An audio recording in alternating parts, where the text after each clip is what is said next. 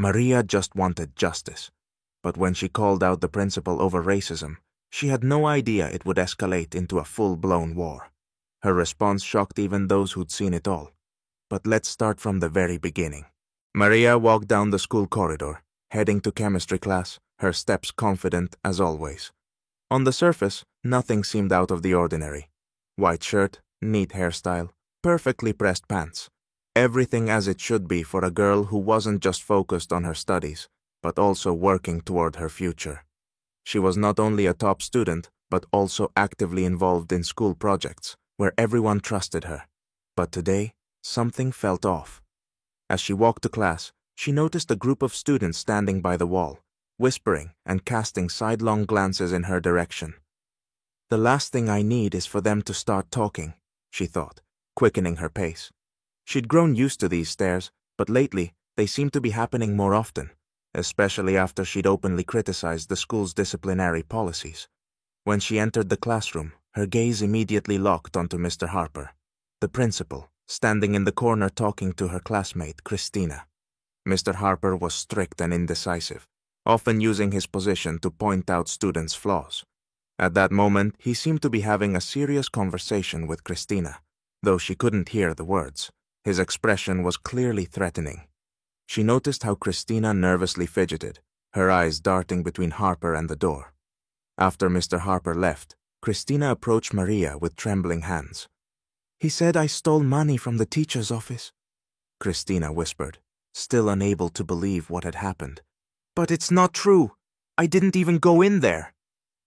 Maria's heart skipped a beat. How could this be? She thought. Christina couldn't have stolen the money. But the accusation was obvious, and Maria knew that if she didn't step in, things would only get worse. Without wasting time, Maria marched straight to the principal's office. She had to find out what had happened, and even if her intervention led to trouble, she couldn't just stand by. She reached the office door and felt a chill in her stomach but kept walking. "Mr. Harper."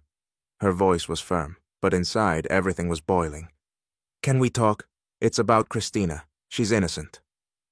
Harper looked at her as though she were just another rule breaker. "And you, of course, know how I should do my job," he said, his words almost a judgment. "I'm not sure you can understand the situation, Maria." Maria clenched her fists. She wasn't going to back down, especially not when it came to injustice. But before she could reply, he interrupted her. "Maybe you should spend more time focusing on your studies instead of defending those who break the rules," he said dismissively. Maria stepped back, realizing he wasn't going to listen. But before she could speak, he added, "And you should learn to respect discipline. You can go now. We'll talk later." Standing in the doorway, Maria felt a bitterness rise inside her. She knew her words had meant nothing. This wasn't just about Christina's innocence. It was something deeper. She had been so focused on the school's expectations, too busy with responsibilities to think of herself. But now, it was personal. Without saying another word, Maria turned and walked out of the office. But as she did, one thought kept swirling in her mind. What if this isn't just a coincidence? What if something like this happens to me too? The next day, Maria arrived at school with a sense of determination. But she could already feel the tension mounting. Christina still hadn't cleared her name before the principal, and now her name was forever tied to the scandal. Whispers filled the air. Even the teachers avoided making eye contact with her. Everyone knew the accusation of theft was baseless, but no one stood up against it. When Maria entered the cafeteria, she was met with the same cold, judgmental gaze. A few older students walked by, clearly whispering about something. She sat down at a table, feeling the pressure intensifying. But her mind wasn't on her lunch. She was focused on figuring out what could have driven Mr. Harper to act like this. He was not only harsh, but also ruthless, especially when it came to students who couldn't, or wouldn't, fight back. She was about to leave when she heard a familiar voice at a nearby table. Christina, who was on the verge of breaking down again. Maria clenched her fists, anger rising inside her. "This isn't random, you know? You and I both know that Harper's done this before," Christina said, struggling to hold back tears. Maria stood up sharply, heading toward the exit, refusing to stay in the shadows any longer. Cristina wasn't alone. This was systemic oppression, and Maria knew she had to do something about it. There were classmates behind her, not many, but the ones who mattered were now standing with her. After classes, Maria decided to talk to her friends about what had happened. One of her close friends, Sydney, revealed that Harper had long been inclined toward racist views, and this wasn't the first incident of this kind. He had openly neglected the rights of black students, and those who tried to stand up to him often faced hostility. Maria couldn't believe this had been happening right under her nose. Soon, she realized her fight had to go public. That evening, she recorded a video on her phone, detailing the injustice and racism she had witnessed. Should she post it online? She hesitated, but when she saw the supportive comments pouring in under the video, she made up her mind. The risks were high, but her heart couldn't stay silent anymore. That same evening, she posted the video on Instagram. The reaction was immediate. Some supported her, while others opposed her. But the most important message came from her father. He was a well-known chef in the city, respected even by those who disagreed with his views. "You're not alone. Fight for the truth," he wrote to her privately. Maria felt something shift inside her. The video was a spark that ignited something bigger than just her personal grievance. However, the next morning, her doubts resurfaced. She noticed how the teachers avoided her gaze, and when she crossed paths with Harper in the hallway, he greeted her with a cold expression. "You shouldn't be meddling," he said. Her heart tightened, but she didn't respond. In that moment, she knew the game had begun, and she was ready to risk it all. The day after the video, Maria felt the tension in the school escalate. Her classmates supported her, but Harper became even more aggressive. He kept her after school. "You don't understand what you're doing, Maria. This is just school. There are rules here," he said, looking at her with contempt. "These aren't just rules. It's a system that's oppressing us," she replied, trying to resist his pressure. The next day, his attacks went public. He accused her of inciting discrimination and tried to turn the teachers against her. The teachers began avoiding her gaze, and whispers followed her through the halls.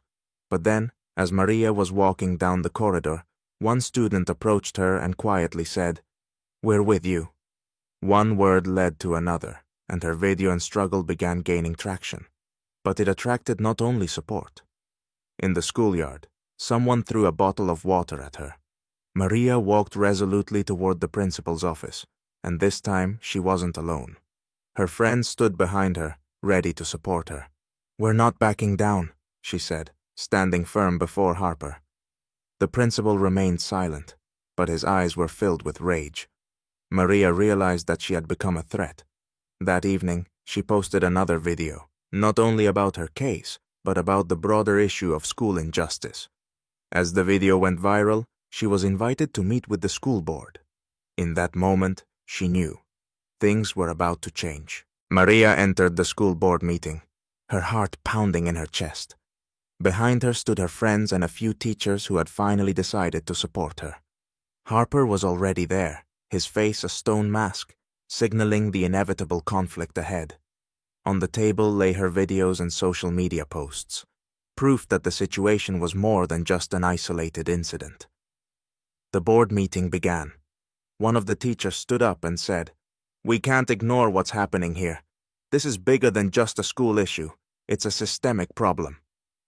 At that moment, Harper attempted to argue, but his words fell flat. To his surprise, students who had once feared him now spoke out against him. Even those who had remained silent before began to speak about how often he had shown bias against black students.